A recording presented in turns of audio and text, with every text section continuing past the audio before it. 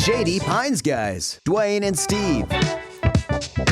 Hey guys, welcome to another episode of the Shady Pines Guys with Steve and Dwayne. I'm Steve. And I'm Dwayne. And on today's show, we've got lots of stuff for you. We've packed a lot in. We'll have entertainment news. We're going to have music gems with Dwayne. And as the bat turns, some soap dish. And we'll be discussing Cher, Diana Ross, Madonna, Rihanna, Julie Newmar, and a whole lot more. So how you doing today, Dwayne? I'm doing great, Steve. How are you? Things are pretty good, pretty good. We've had wonderful, lovely weather here. I'm sure you're having lovely weather there. It's been beautiful the last few days here. It certainly has. It's like springtime already here in Florida. Yes, same here, and it's about damn time. You don't have to tell me that. I hate cold weather. I know, and we both live in areas where we don't have to experience it that much, but we've had more than our fair share this last couple of months here. I feel the same way. Any day that it's under 74 or so, it's too cold for me. Mm-hmm. Me too. Well, I'll jump right into entertainment news today. Rihanna performed at the Super Bowl halftime show recently. The opening, she was high in the air, singing her "Bitch Better Have My Money" song, dancing around high on that platform. Immediately, people jumped online, as they do, commenting about her weight, her frumpy clothes, as she wasn't moving around too much, all the usual judgmental stuff that they do. And of course, her manager announced afterward that Rihanna was pregnant. But pregnant or not, why do people have to be so judgmental about a woman's body? First off, she's a singer. What do her looks have to do with that? She sings brilliantly. She's a billionaire, business-owning, Grammy-winning singer on stage, and the headlines are about her weight. That doesn't make any sense to me. This doesn't happen to male performers.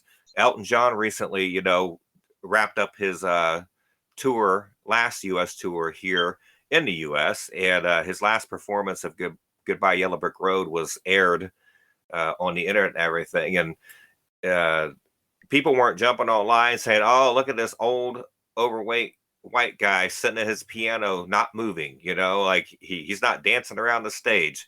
There's definitely a double standard, I feel, and sadly, lots of the attacks on Rihanna came from other women, which burns me up even more. But as I said, she's a Grammy-winning billionaire, business owner, mother.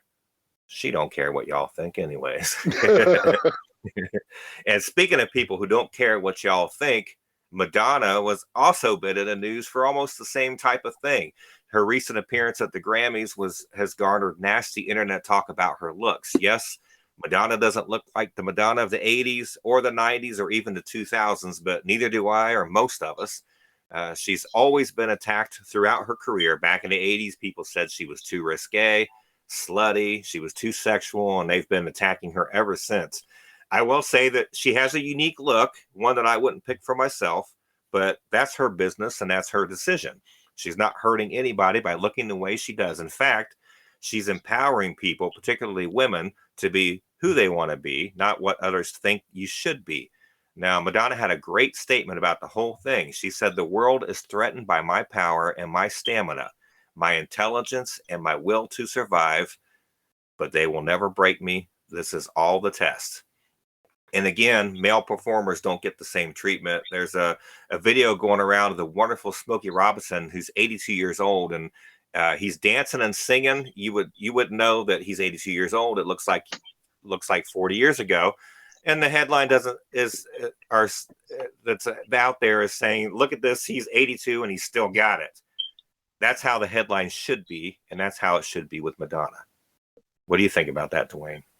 Well, I think mostly everyone was taken aback by Madonna's appearance. She does look different than she used to look, although Madonna has always been known for affecting different looks and changes over her career. I mean, she's never kept one look particularly long. And this look was a little different. Her eyebrows were almost non-existent, which kind of gives it a a different kind of look. We're used to seeing people with Mhm. eyebrows, and Yeah. when you see someone that doesn't have it, it looks odd. I wouldn't have chose that hairstyle either, but that's just a matter of taste. Madonna's at an age now where she needs to highlight her beauty and pick hairstyles that are accommodating to someone of her age. That might that outfit cut that hairdo might have been appropriate for someone in their 20s, but not someone who's in their 60s. And Madonna's still very beautiful. I think it's just the hair and the eyebrows and it looking so different. People were taken aback by it. So, I still follow her. I have all of her albums. I wish her the best. Yes. Yeah. I think, yeah, it's not a style I would pick, but she can pick hers. She's not telling me Exactly. how to dress.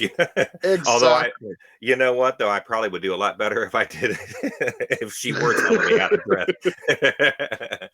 And on the same note, it's the same type of thing here for entertainment news. Cher has been causing a lot of buzz lately about her new boyfriend, rumored fiance Alexander Edwards, who is 40 years her junior. Now, they've been photographed all over at various parties together, and they appear to be having a great time together. I think they look cute together myself. Cher told Kelly Clarkson that on paper it's kind of ridiculous, but in real life, we get along great. He's fabulous, and I don't give men qualities that they don't deserve. Cher has endured criticism her whole career, too, from her looks to her behavior. She has been defiant and outspoken of her critics and says there are 20-year-old girls who can't do what I do. I'd like to add there are grown ass men who can't do what she does. And again, when the tables are turned, the men don't catch the same crap. Harrison Ford is 22 years older than his wife, Callista Flockhart. Nobody badmouths him for being with a much younger woman. They've been together for 21 years now, which is longer than most people's marriages. And but let's judge Cher and her young boyfriend because she's Cher, and I think that's it. Just like it is with Madonna and Rihanna, it's a sexist based thing, and I think in particular when you get to Cher, she has been so bold and fights back when when they come at her that she's kind of a she's got a big target on her because of that. Yes. Well, I've been a fan of Cher ever since I was a small child. Her and Sonny had their TV show on, and I fell in love with Cher. I was probably one of the few people that was happy when they split up and Cher had her own show and Sonny had his. And I was thrilled because now I could see much more of Cher and didn't have to share the time with Sonny.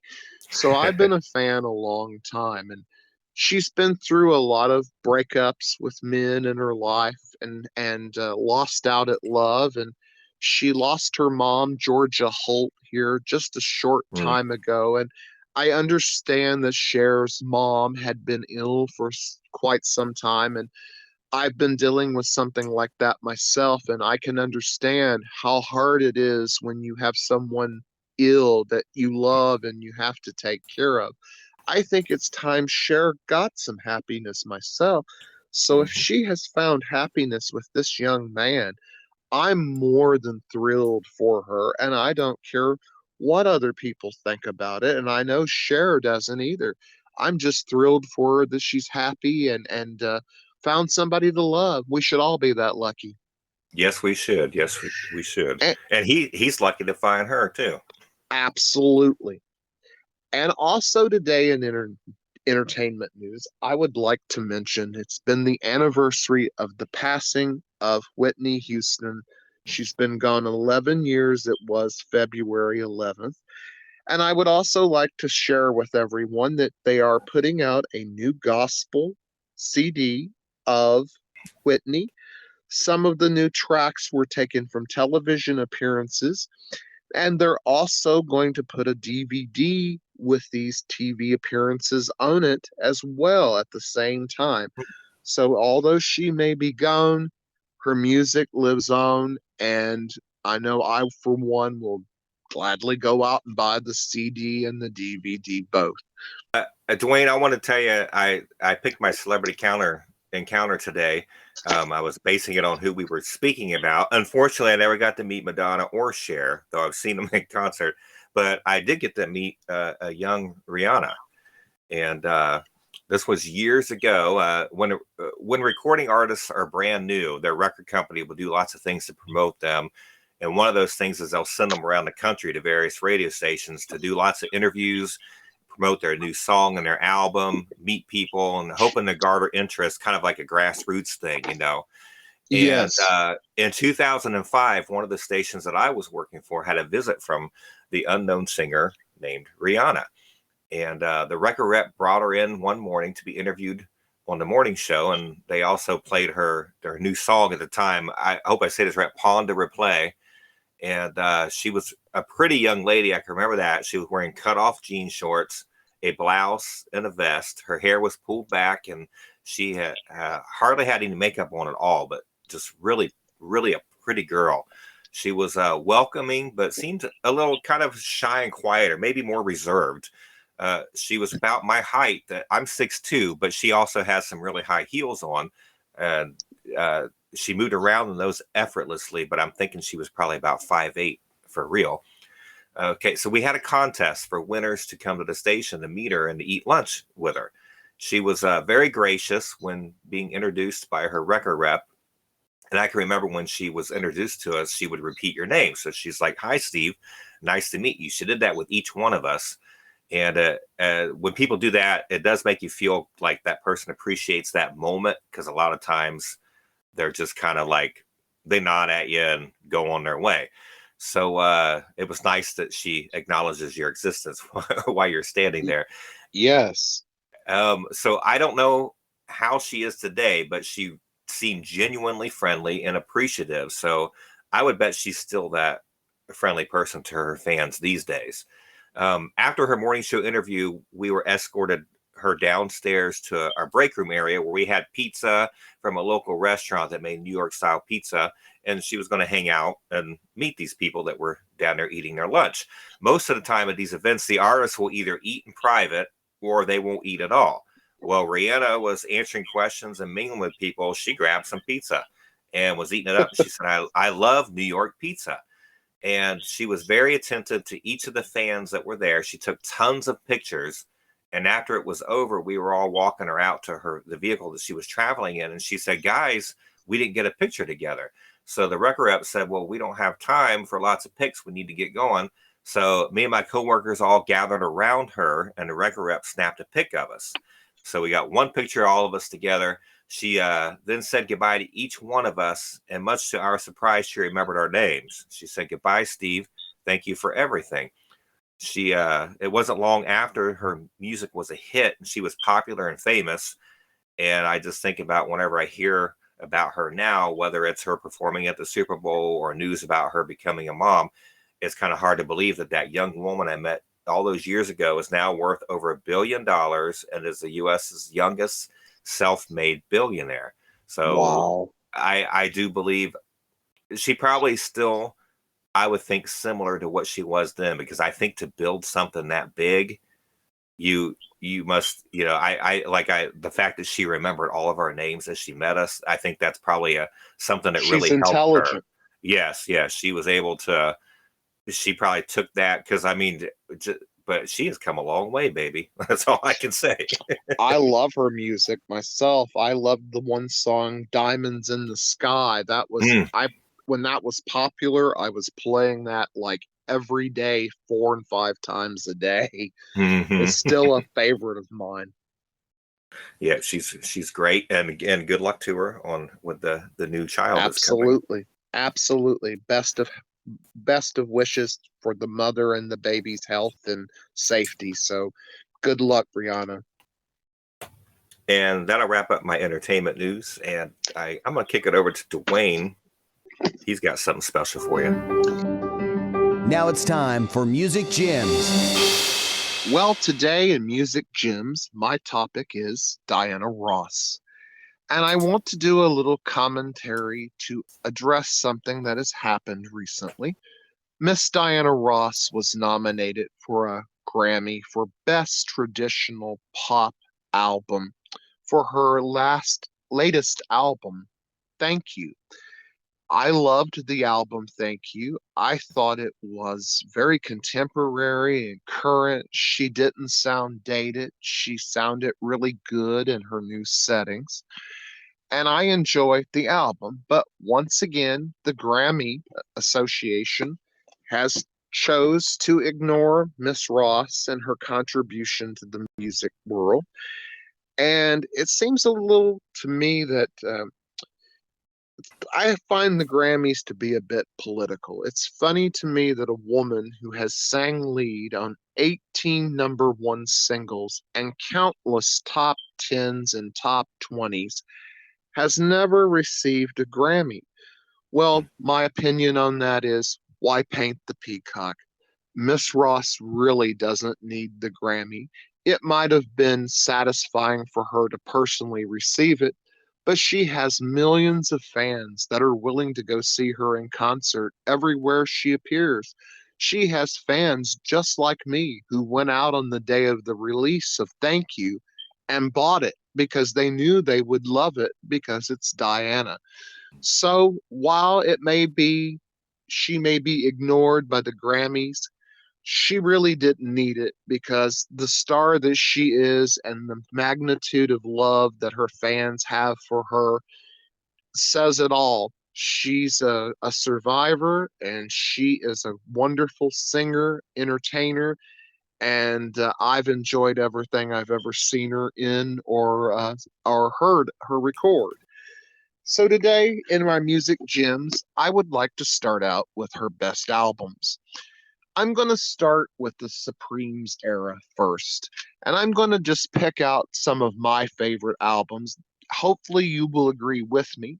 I would recommend More Hits by the Supremes. First of all, this has nothing but heartaches, Stop in the Name of Love, Back in My Arms Again, and it has a treasure trove of some other songs that I really like. The Only Time I'm Happy, He Holds His Own, I'm So Glad, Heartaches Don't Last Always.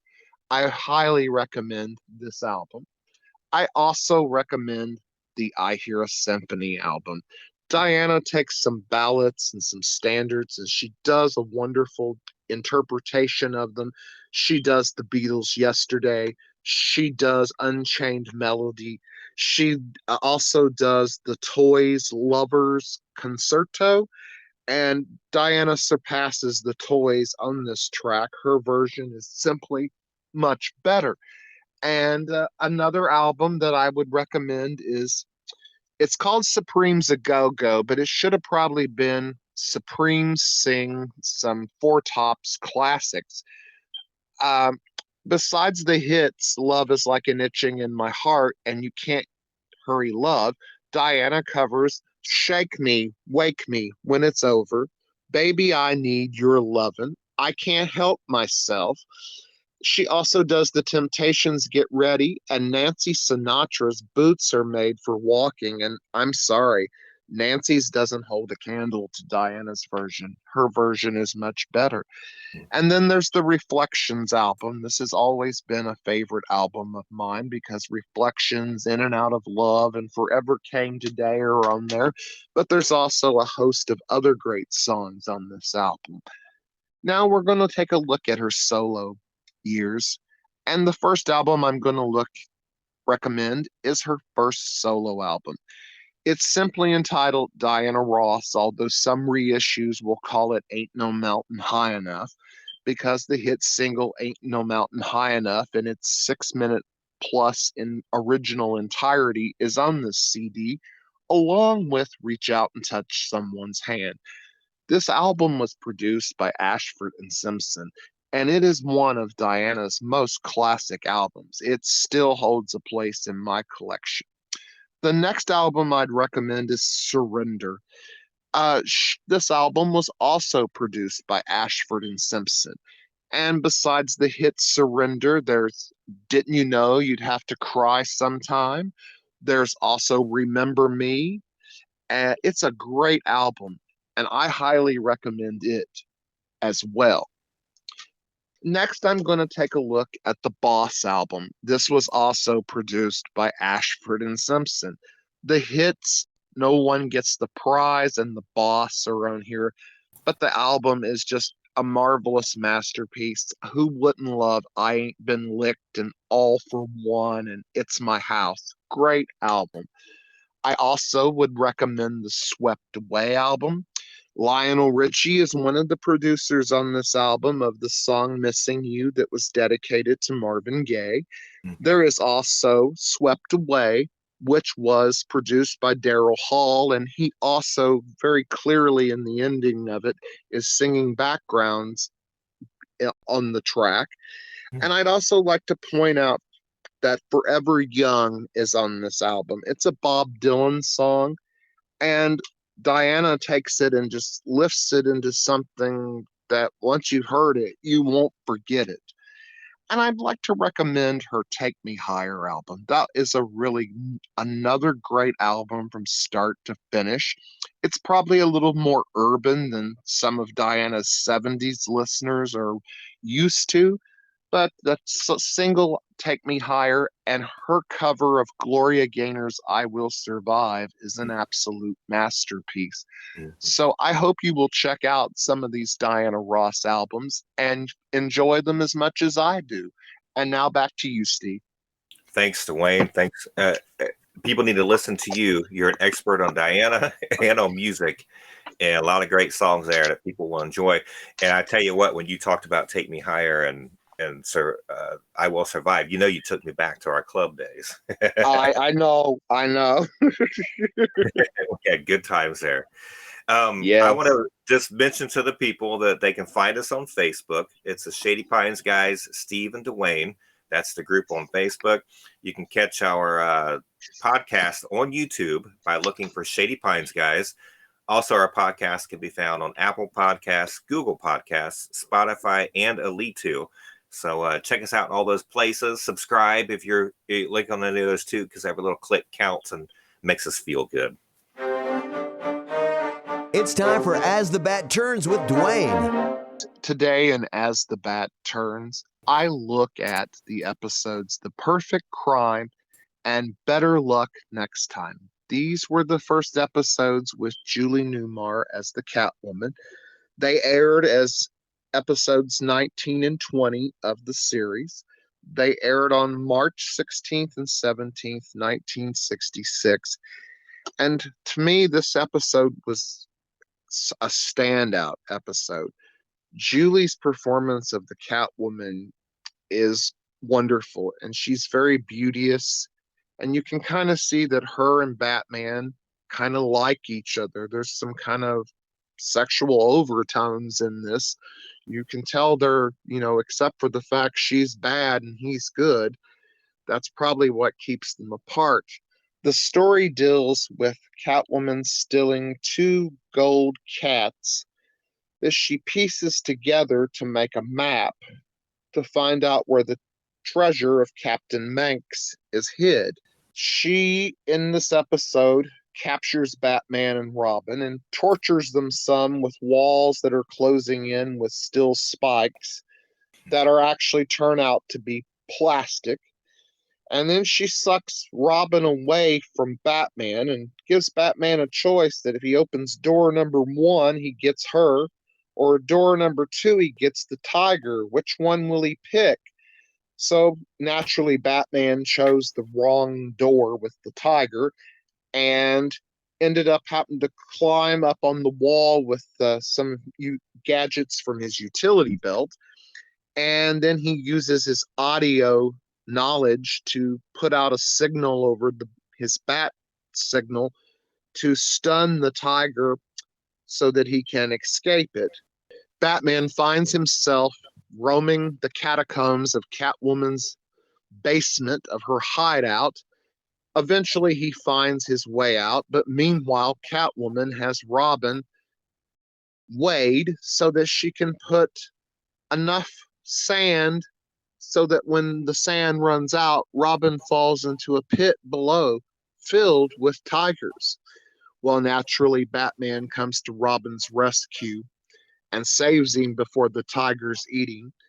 And eventually Julie finds or I should say Catwoman, finds the treasure of Captain Manx, and her henchman thinks she's going to share it with him, but she disposes of her henchman and makes away with it on her own.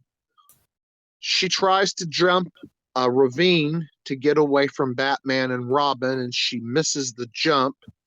Batman tells her to drop the loot and reach out for the Batarang so that he can save her, or the rope. And Catwoman refuses to let go of the goods she has stolen, and she supposedly falls to her death in the pit below, and Batman and Robin are left feeling kind of sad about it. Well, we know, of course, that Catwoman didn't die, and that in season 2, Julie would be back with Catwoman in one of the first episodes of the second season. But this episode was off to a great start, and Julie Newmar shows everyone why she was picked to be this character and why she was first choice. She's just tremendous in it, and I couldn't compliment her enough if I tried. So it's a very historic episode. This is the first portrayal of Catwoman ever by anyone. So check it out. Thanks, Dwayne. That I remember that episode as you got into talk about the sand and the weight thing. That was at least at the time when I was watching it when I was younger, a very tense episode for sure. And with lions, but the funny thing is now, or tigers, I know you've got a pit of tigers you use for your enemies, don't you? Yes, I do. I thought so. I knew it. Soap dish. Well, we're gonna keep Dwayne working today because he's got a soap dish for us today too that he wants to tell us about. Well, today I'd like to start my soap dish with a review of the As the World Turns DVD, the Holden and Lily story. First of all, I want to say that the producers made a wise choice here, and they only selected episodes in which Martha Byrne plays Lily. So you don't have to worry about buying this and finding Heather Rattray in Martha's place, because they wisely omitted those episodes and told the story with Holden and Lily as Martha. It was a wonderful DVD, and it showed their first meeting, and I remember watching it when it first aired, and Lily was interested in Dusty at that time, and it brought back a lot of memories. Other high points of it were I got to see pieces of the Lucinda cancer storyline, and Elizabeth Hubbard did a marvelous job acting that storyline out. And in this episode, she's supposed to have lost her hair to chemotherapy, but she's wearing a scarf around her head. And Lily is supposed to be going to marry a guy named Keith, and Lucinda, although obviously sick, tells Lily, "Don't marry this man." And that was a high point of it. Another episode a little later that they show is Lucinda's still lost her hair, but now wearing a wig. And I thought she did a really great job with that cancer storyline. And another point that I really liked, they showed Rose where she had taken Lily's place and Holden hadn't caught on that Lily had been replaced by a lookalike. And for the first time ever, a woman that's been replaced by a lookalike tells her husband, "How could you not know it wasn't me? How could you be fooled by this imposter and not know something was up?" I really love that, because in other soaps like The Young and the Restless and Dynasty, the husbands were so stupid that they never suspected it might not really be their wife. And I just don't see how somebody could come in and look and sound exactly like someone anyway, except in the Lily story, because it is her identical twin. So I applaud the World Turns writers for having Lily say, "How come you didn't know it wasn't me? Why did you go along with this?" And of course, Holden tells her he didn't realize it. That's another high point. Another high point of this DVD is we get to see tidbits of stories that you had forgotten about. I wish all the episodes from this time period were on DVD to see, but the best we have is going on YouTube and finding what you can find at any given time. But I would highly recommend the Lily and Holden story to anyone. Like I said, it's all Martha Byrne, no Heather Rattray, no Lucy Deakins, no Noel Beck, all Martha. So you fans that loved Holden and Lily, this is a DVD. If you don't have it, grab it. Also in our soap dish today, I'd like to talk about the shocking choice that Douglas made last Friday on The Bold and the Beautiful. Thomas and Hope gave Douglas the choice of which one of them he would pick to live with, and he picked Aunt Steffi. And that's been sending reverbs through the whole Bold and the Beautiful show, because now Steffi's going to have to take Douglas for a while, and looks like Finn isn't exactly in love with the idea. Also on the show going on is the Sheila love triangle. They've actually made Sheila the romantic figure for a change, because she's with Bill because he got her free and she's afraid he would send her back to jail, but she's really in love with Deacon, and he's really in love with her. So I'm wondering where this line will go. Will Sheila eventually end up with Deacon, or will she stay with Bill? We'll have to keep tuning in to see. And also, I've heard rumors of Brooke and Taylor becoming a romantic couple. I personally hope the writers do not go down this road with this storyline, because it's a misrepresentation of the gay community. People just don't suddenly wake up at 55 years old and decide they're going to fall in love with somebody of the same sex. You either are or you're not. And if you are gay, you know it from an early age and you're aware of it. To me, if Bold and the Beautiful wants to do a lesbian love story, I would rather they bring two new characters in that are lesbians and show their love story. Don't turn a man crazy Brooke into a lesbian. That's just my take on it. So back to you, Steve. You know, you mentioned that. I'll agree with you on that, because there's that whole thing with people where they think, oh, you're only a lesbian because you haven't found the right man. And that kind of plays into that whole thing, that these two were stuck on these men, moving from man to man and can't get one that's permanent. And so they must be lesbians, Yeah. So I agree with you there. Yes, it needs to be a new character, or I don't know if they had any young enough, or it'd have to be someone younger who was realizing that they are a lesbian in the normal time period that people do realize that as they're growing up. Yes, you just don't have multiple marriages like Brooke and multiple men and man crazy, and then all of a sudden fall for a woman. That's just totally unrealistic. Right. And then to top it off, you fall for the woman that was probably your worst biggest enemy. Yes.